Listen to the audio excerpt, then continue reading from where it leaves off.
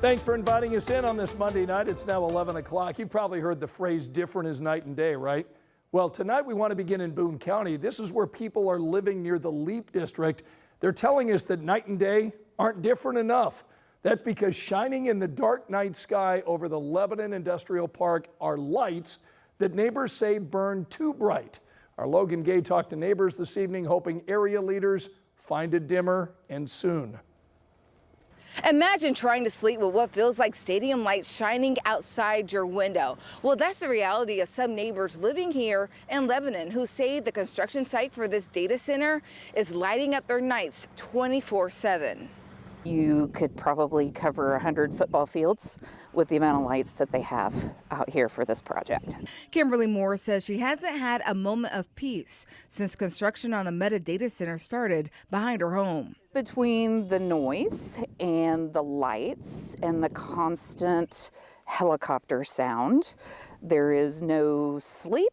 The 1,500-acre data center campus will have 13 buildings, including 10 data center buildings, as well as facilities to support logistics and warehousing, network and administrative support functions. And right now, rows of bright construction lights can be seen for miles. My husband and I stood outside the other night, and when you are trying to find stars over on the eastern side, there's nothing, it's all light.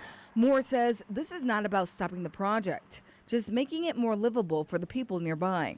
I would just like to see courtesy. I can't change the project. The project's going to happen. But for us that live out here, this is our home. And I feel like our home is being invaded.